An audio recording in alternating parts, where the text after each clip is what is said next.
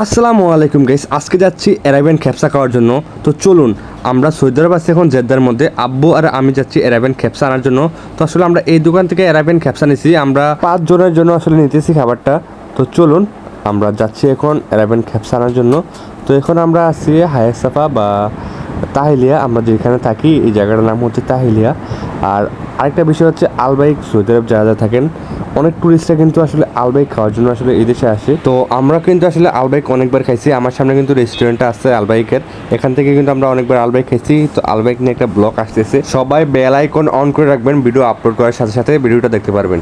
তো আমরা 5 থেকে 6 মিনিট হাঁটার পর এই জায়গাটার মধ্যে আসতে পারছি। সৌদি আরবে আরেকটা বিষয় হচ্ছে, আপনি যদি এখান থেকে 1 মিনিট রাস্তা গাড়ি দিয়ে যান তাহলে আপনাকে 10 থেকে 20 রিয়াল বা 15 রিয়াল দিতে হবে।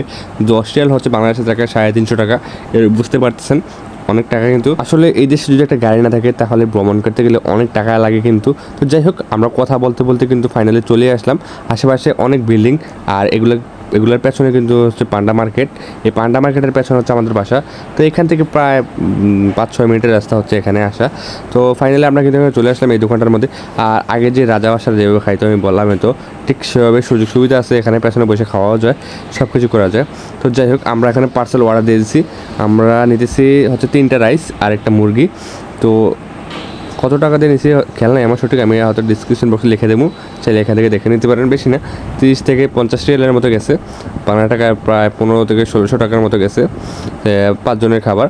তো একই, আর এগুলোর মধ্যে আসলে মানে খাবারটাও আসলে অনেক টেস্টি, তার জন্য আসলে আবার নিতে আসলাম।